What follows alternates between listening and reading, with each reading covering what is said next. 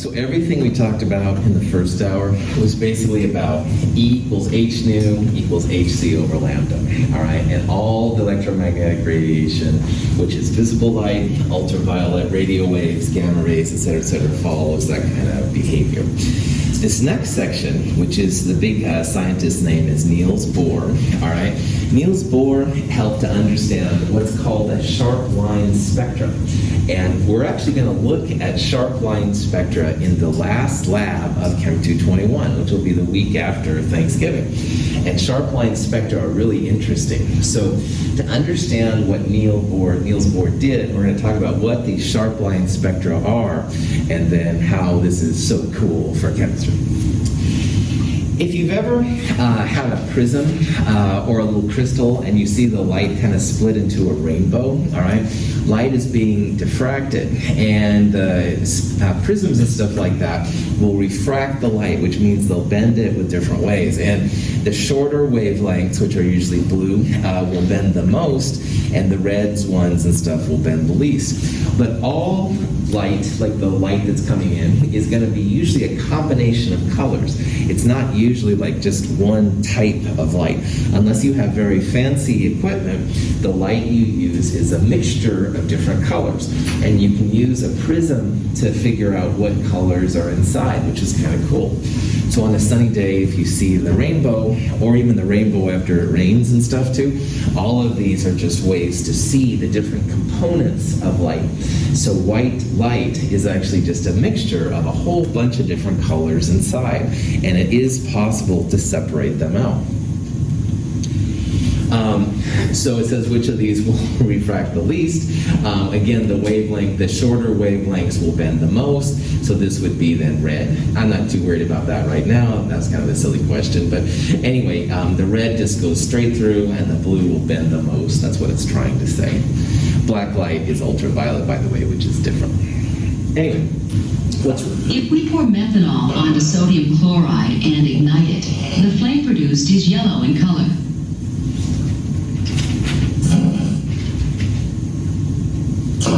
If instead of using sodium chloride we use boric acid, a compound made of boron, hydrogen, and oxygen, the flame produced is green in color. Each salt imparts a characteristic color. The emission of light by heated or burning objects provide important clues to our understanding of atoms. So as we talked about earlier, fireworks and stuff like that often have a specific color associated with them. And this is a different kind of experience. So white light is just a mixture of all the colors, but most of the chemicals, when you burn them, will have their own distinct color. So here's lithium and strontium. They're kind of a red color. Rubidium would be over there too. These guys, barium is kind of a yellow.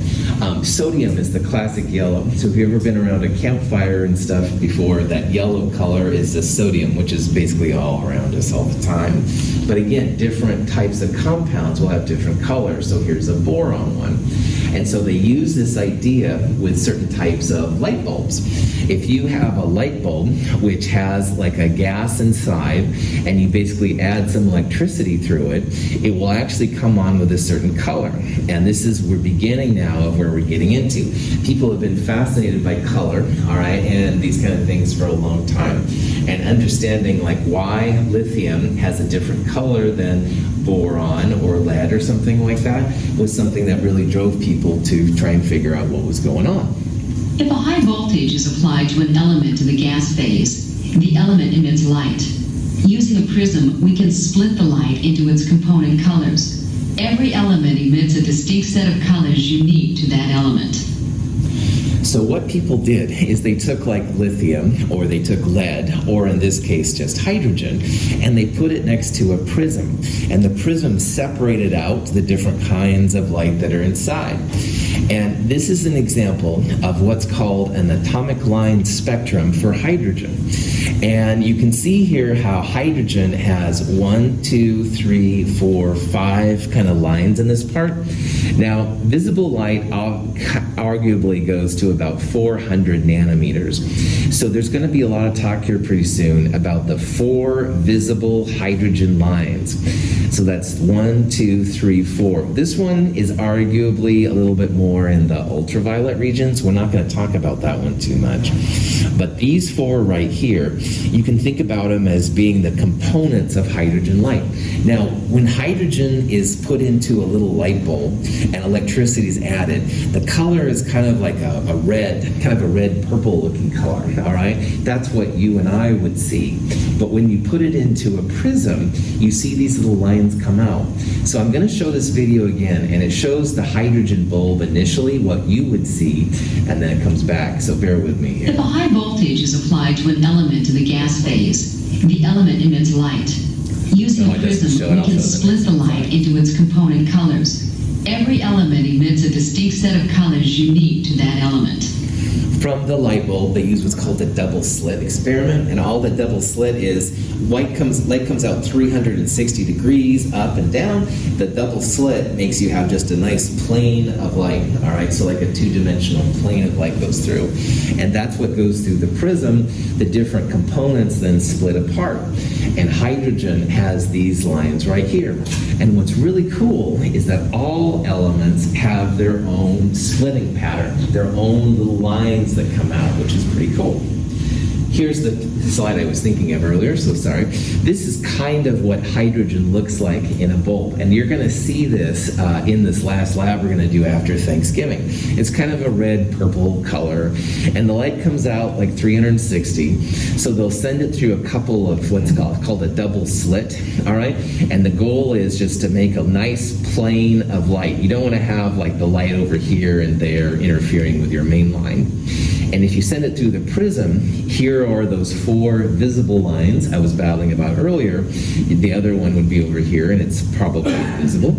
This is what hydrogen looks like in the visible spectrum when you split it up. And this is now the quote-unquote line spectra, all right? Hydrogen has very distinct lines at these 4 wavelengths. And the technology for measuring the wavelengths has been around since the early 1800s. So it was pretty easy for scientists then to make a little light bulb. They put hydrogen gas in a vacuum and sealed it, put some electricity through it, and the double slit, they could actually measure what these different lines were. It's really cool. This is kind of like a DNA for elements, all right? Like, with DNA, you can find out, if it's Daniel or me or something like that, all right? Well, this is like a fingerprint, all right, for elements. And only hydrogen has this exact 4 lines. There's lots of complications, but this is what, as we'll talk about, they use in astronomy and stuff to figure out what's in the sun, because nobody's visited the sun and took a sample up. Anyway, but they can measure through light that comes to us like what's inside the sun, which is pretty cool. So for hydrogen gas, these 4 lines are dominant in the visible spectrum. There is this 5th line, but this one is considered ultraviolet, and it's very hard to see. I don't think I've ever seen this one. But these 4 lines you can absolutely see, and you're actually going to see these 4 lines when you take the hydrogen bulb and you put them through a double slit and a prism. It's pretty cool. Yeah, this line again you won't see because it's hard to see. Any questions on this? Yeah. So prism, like what makes it split the light into the different colors? Ooh, boy, that's a really good question, and I'm not really sure. I think it's, prisms are mostly silicon dioxide, and I think it's interplay of the silicon, but honestly, Jonah, I'm not sure, man. I'll have to try to look that up, so I've always just taken it that a prism does do that. I'm not sure. I'll try and look that up. Does anybody know? Really good question. I've never been asked that question before. All right. As before, if you have a small wavelength or a large wavelength, that will determine the frequency and energy.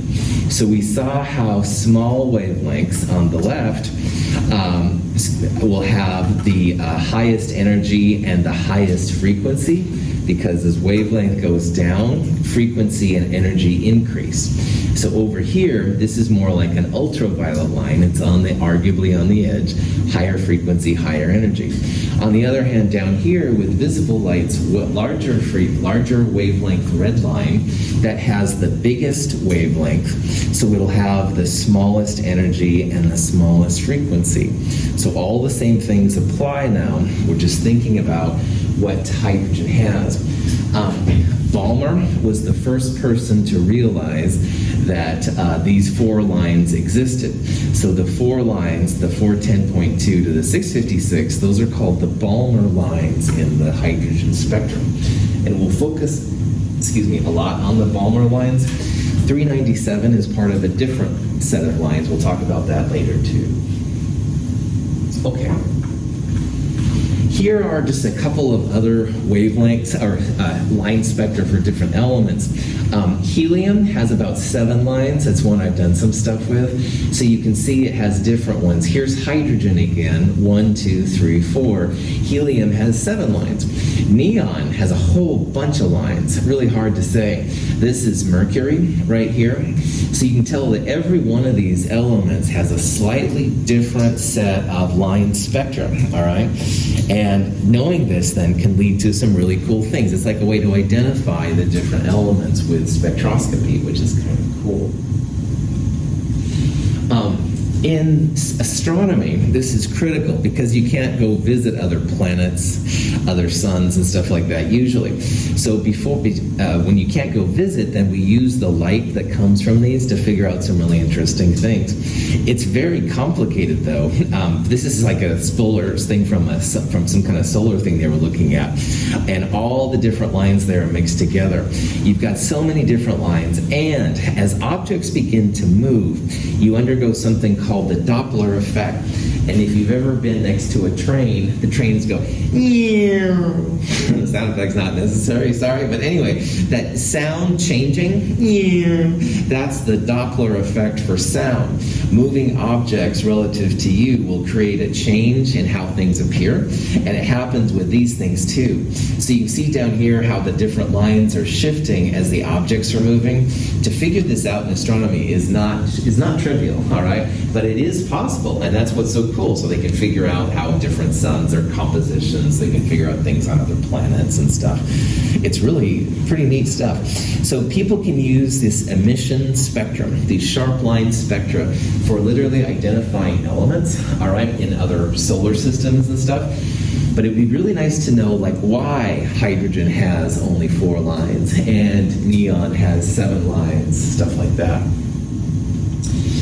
But this is a fun one. This is the electric pickle experiment.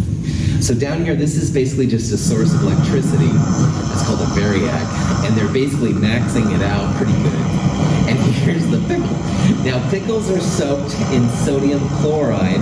The sodium is actually able to create some emission spectrum right there. So it actually will glow. The pickle stinks after you're done with it. I had a student a few years ago who was fascinated by this. So he actually took some pickles and soaked them in potassium chloride. And potassium chloride is no salt, so it's pretty easy to get, like at Safeway or something. Potassium chloride essentially kicked the sodium out more or less. So he did the pickle experiment like this with potassium chloride. It actually glowed like kind of a red color. Potassium has more of a reddish color than sodium. So anyway, it's kind of interesting what you can do in science. Anyway, in the pickle, what's happening is the sodium ion, like in a campfire, makes kind of a yellow color. And as the electricity goes through the pickle, it's the sodium which is being excited and creating this yellow color as well. Kind of a fun thing to do, kind of a stupid thing to do, arguably, too, but anyway, electric pickle. So, barium emits a green flame when heated, and what you expect to see if you did an electric pickle that had been soaked in barium chloride instead of sodium chloride, though I'd like to say it was a pure black flame. That sounds kind of cool. Of course, it would be green. It's the source of the ion stuff that's going to cause it. So in the pure pickles, it's a sodium chloride that's causing the yellow color. For barium with a green color, you would expect it to be more of a green color. Any questions on that? All right.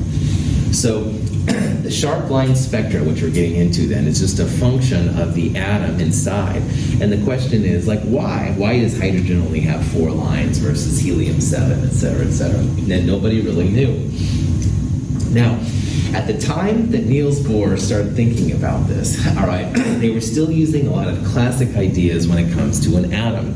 And sometimes you've seen like pictures like this of atoms where there's a positive nucleus and the electrons kind of circle around the nucleus like planets around the sun, all right?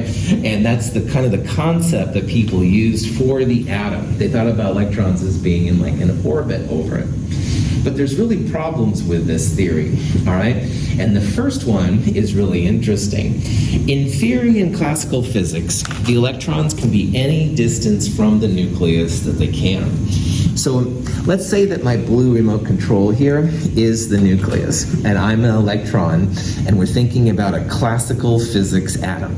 Then in theory, I should be able to get this close to the nucleus if I'm an electron, or I can get far away. You know, any distance between the nucleus and me should be possible.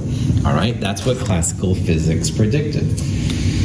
As the electrons get closer to the nucleus, as I get closer to the remote control, there's a little bit more energy. As they get closer, more attraction, and as you get farther away, less energy.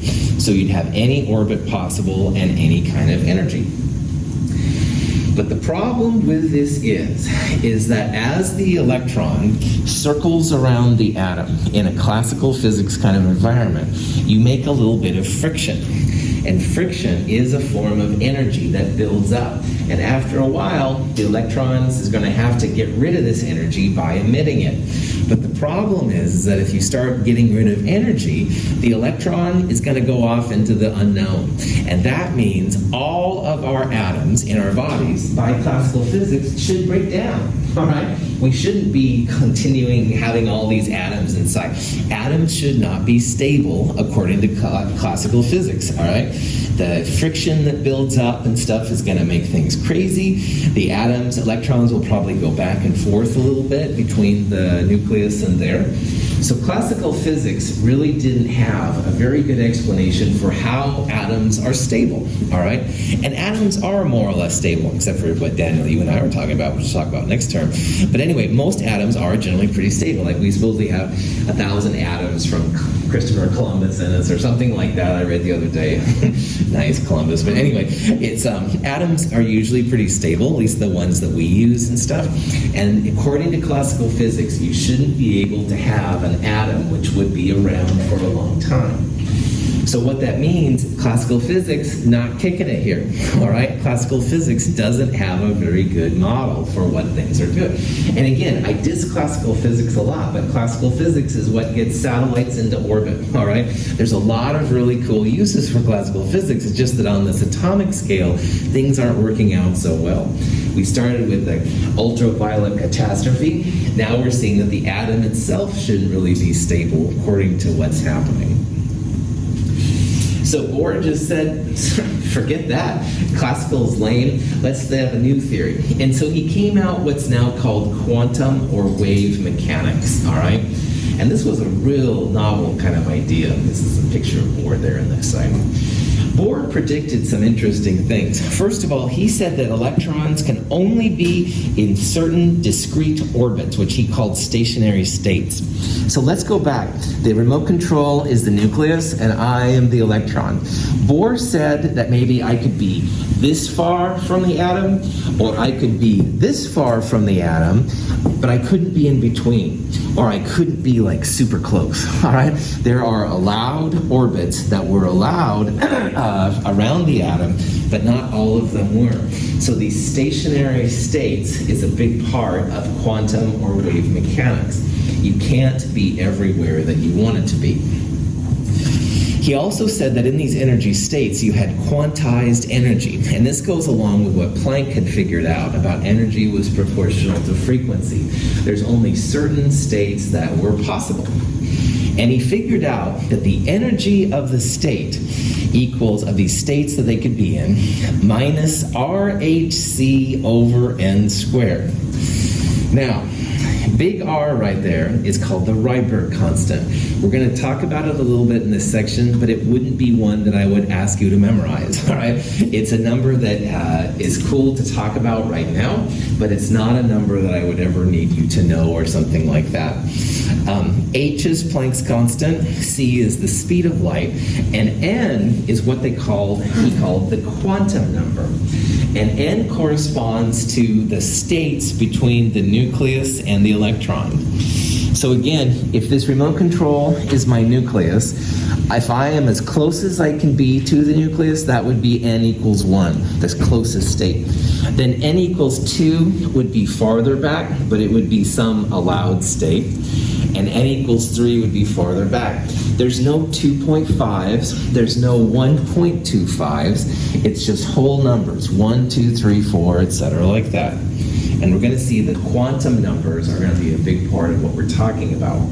Bohr was the first one to realize that these quantum numbers did align with these states that electrons could be in without breaking all the rules. Any questions on that?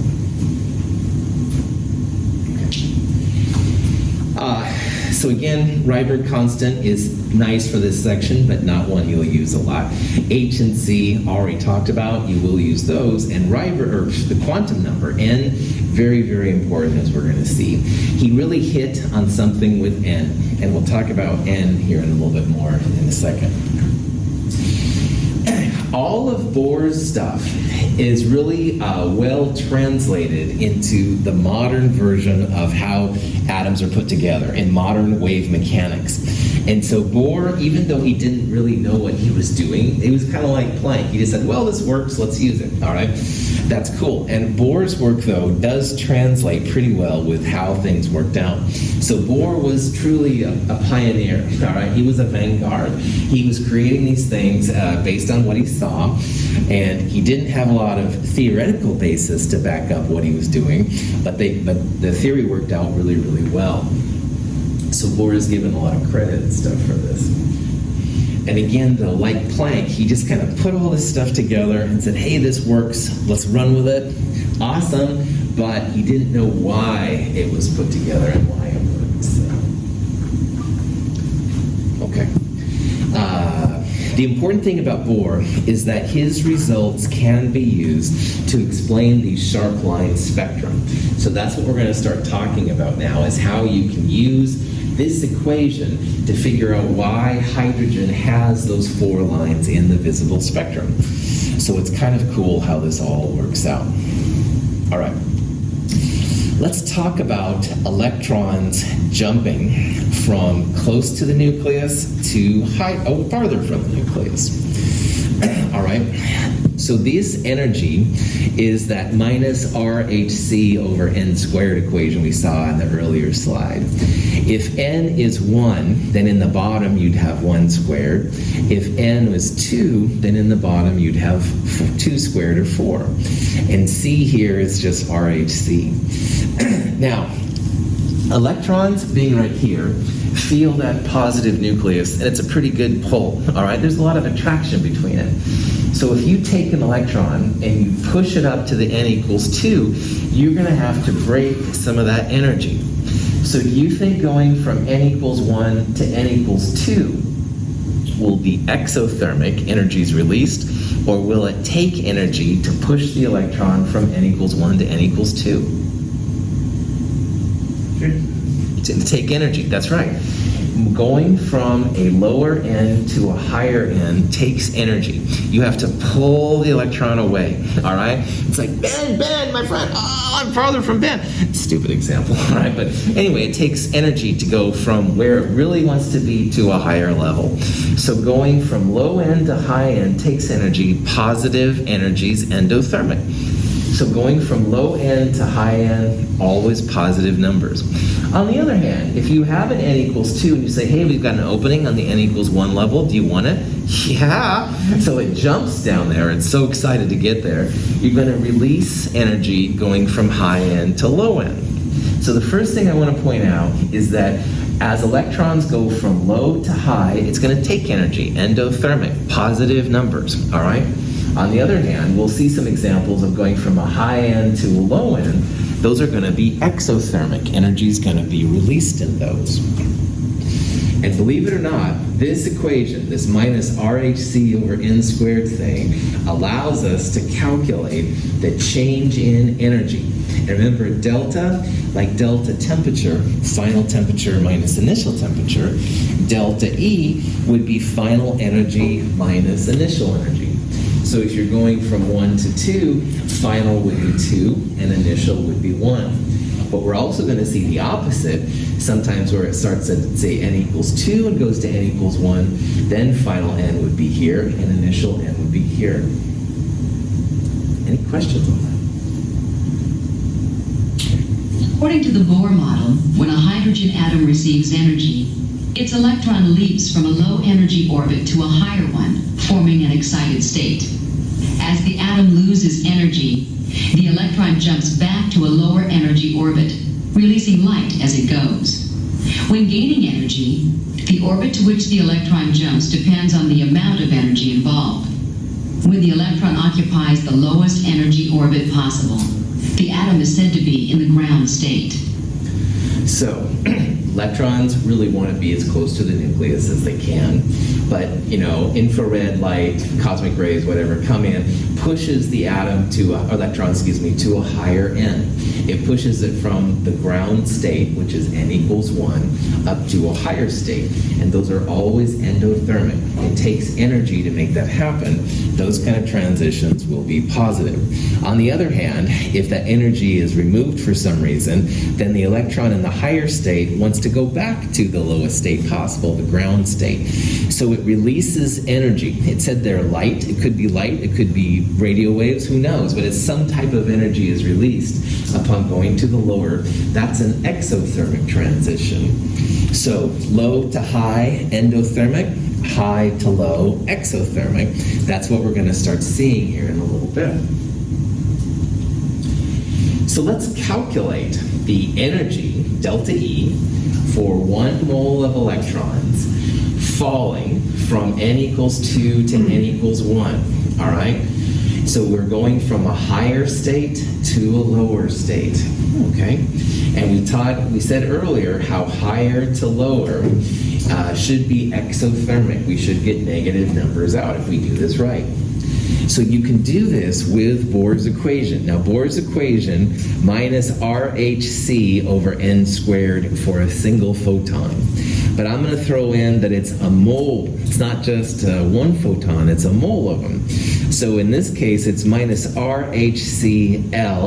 L is the symbol that's oftentimes used for Avogadro's number. So, minus RHCl, because it's for 1 mole, and it's delta E, final minus initial. So in this example, the initial state was 2, 2 squared is 4, and the final state is 1, 1 squared is 1. Remember that R is just a number, H and C are the constants I'd like you to know, L, Avogadro's constant I'm hoping you know, those are all just numbers, all right, just one funky number. And you multiply that by parentheses 1 over 1 squared minus 1 over 2 squared. Well, 1 over 1 squared is 1, 1 over 2 squared is 1/4, so it's like 1 minus 1/4, 3/4. So when you do this math out and you turn joules to kilojoules, minus 984 kilojoules per mole. That's the energy for a mole of electrons going from the second energy state down to the first energy state. It at first looks a little weird, I totally understand. However, it's really not too bad because R, H, and C are just constants. If you multiply them together once, you've got them forever. If you're doing it per mole, throw Avogadro's number in, no problem. But then you literally just 1 over final state minus 1 over initial state. And finally, remember, higher to lower, you're always going to get negative numbers out. Lower to higher, positive numbers. So, if this was exothermic, going from 2 to 1, negative 984, what do you think delta E will be having a mole of electrons going from n equals 1 to n equals 2? Bam! Well done, Julia. Positive 984 kilojoules per mole. Absolutely. Just like with thermo. If it's negative one direction, it's positive in the other. For this reaction, you would just flip the ends. You'd have 1 over 2 squared minus 1 over 1 squared. You'd have negative 3/4 times the negative right there. It would just be a positive number. Well done. So just like in thermodynamics, if the energy is negative in one direction, like it is here, it's going to be positive in the other direction. Questions? Okay. So now that we do this, we can start seeing what the heck is going on when it comes to these atoms. So these are all hydrogen atoms, all right? The initial state here of hydrogen has 1 electron in the ground state, n equals 1. And if you add 984 kilojoules per mole of electrons in the ground state, the electron is going to jump from n equals 1 to n equals 2. It's endothermic, which means positive E. On the other hand, that electron's going to get bored up there after a while, and after a while, it will jump back down to the ground state, i.e. going from n equals 2 to n equals 1. And that was the main calculation we did on the last slide. That energy, negative 984 kilojoules per mole. I want to introduce 2 terms to you here. Absorption means that you're going from a lower energy state to a higher energy state. So if you hear about absorbance spectroscopy, or if you've taken biology before quarantine and you use like a Spec 21, those little box things and stuff like that, they'll put their samples in. Those are absorbance spectrometers. They measure the energy being absorbed by a sample. They measure absorbent endothermic reactions. On the other hand, we're mostly going to talk in these sections about the opposite process, going from a higher end to a lower end. And those are called emission lines or emission spectrometers. They measure the exothermic energy as it's come off. Light bulbs, what's happening is the energy goes through, and endothermically the electrons jump to some higher level. But after a while, they emit energy. That's where the light's coming from that's down on us.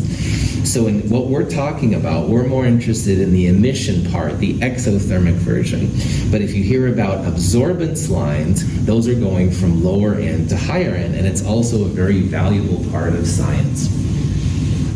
In shows like CSI and those kind of things, they use a lot of times absorbance and emission spectrometry to figure out like what a sample is made of, all right? Or if there's some kind of smudge and it's not like a fingerprint smudge, they can sometimes analyze those using these techniques to figure out the composition. It's pretty cool stuff.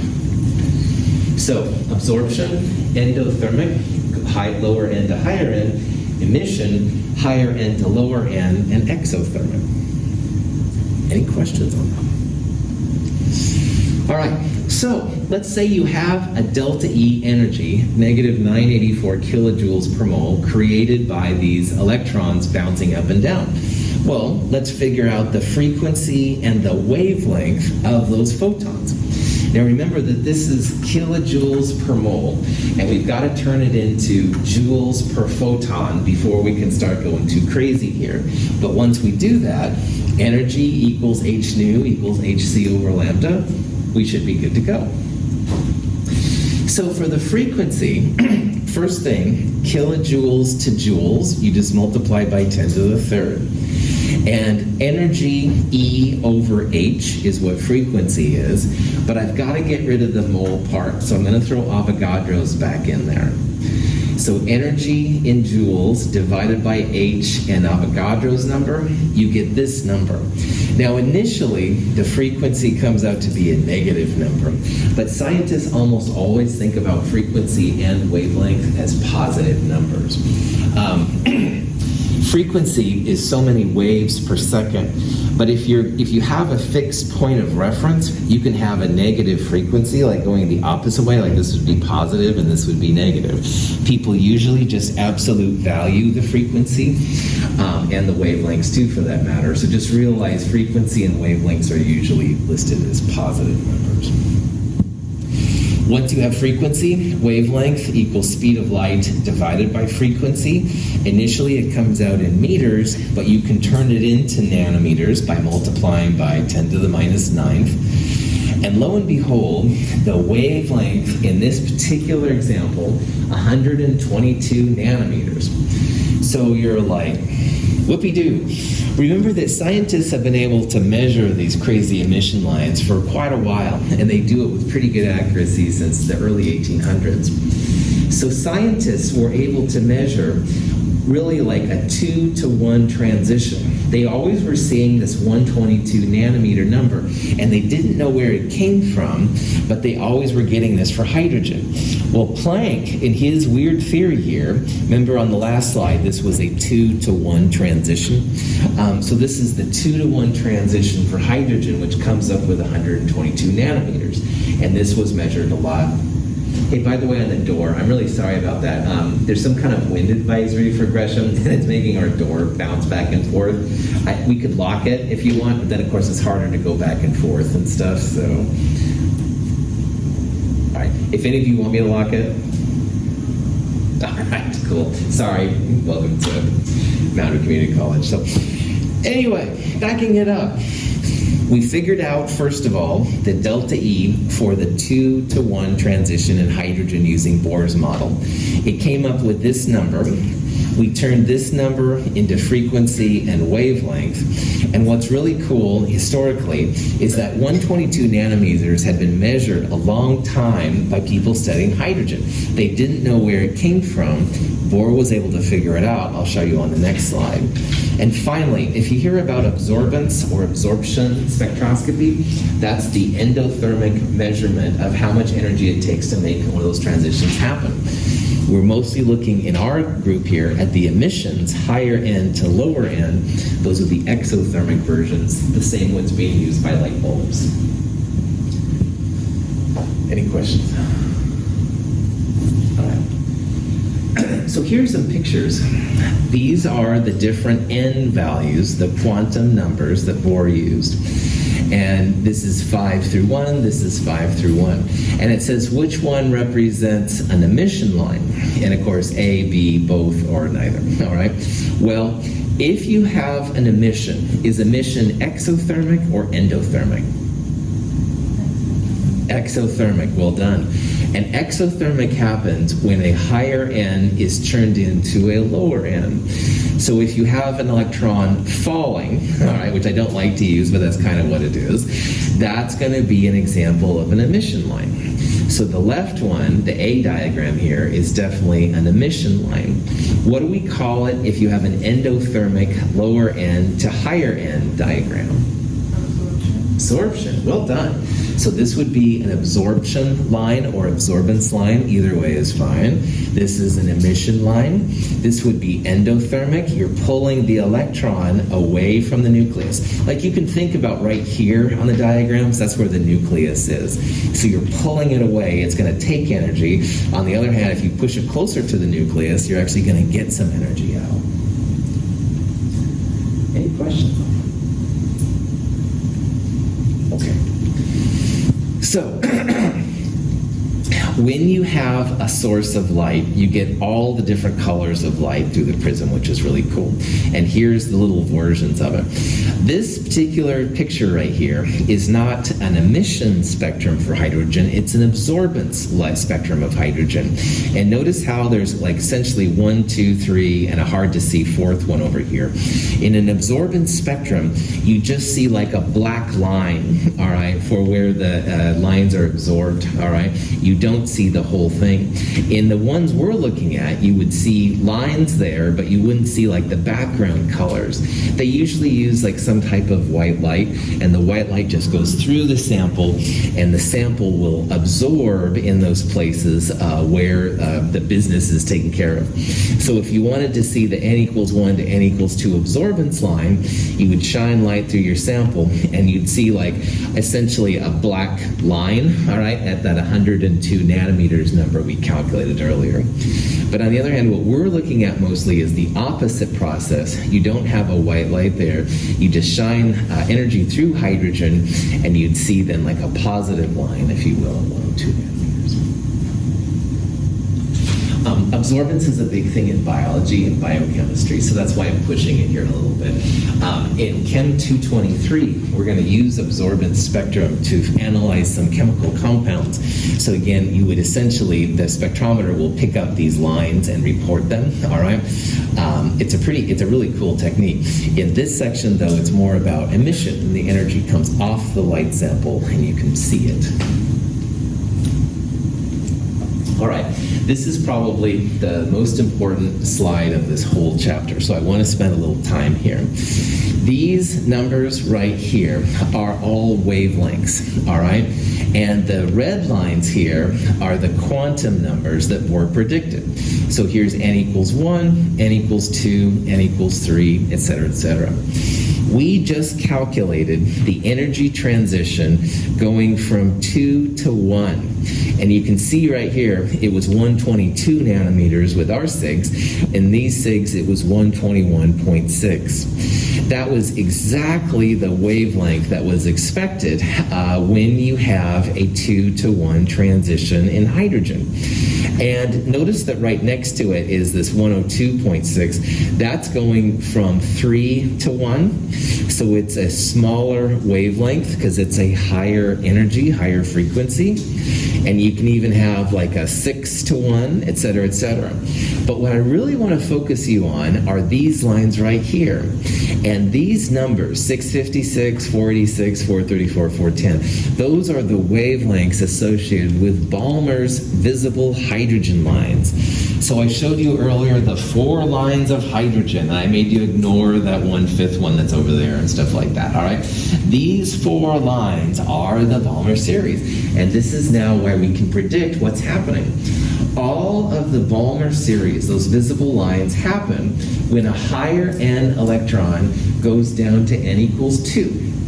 So here's the 3 to 2 transition, 656. Here's 4 to 2, 5 to 2, 6 to 2. So Bohr was able to figure out that those 4 Balmer lines, all right, come from this stair step. You can think about the atom as having like a ladder, all right? And underneath the ladder is the nucleus. This would be n=1, n=2. So the visible lines are from when electrons jump from 3 to 2, 4 to 2, 5 to 2, or 6 to 2. And those wavelengths are all in our visible spectrum. We can see them.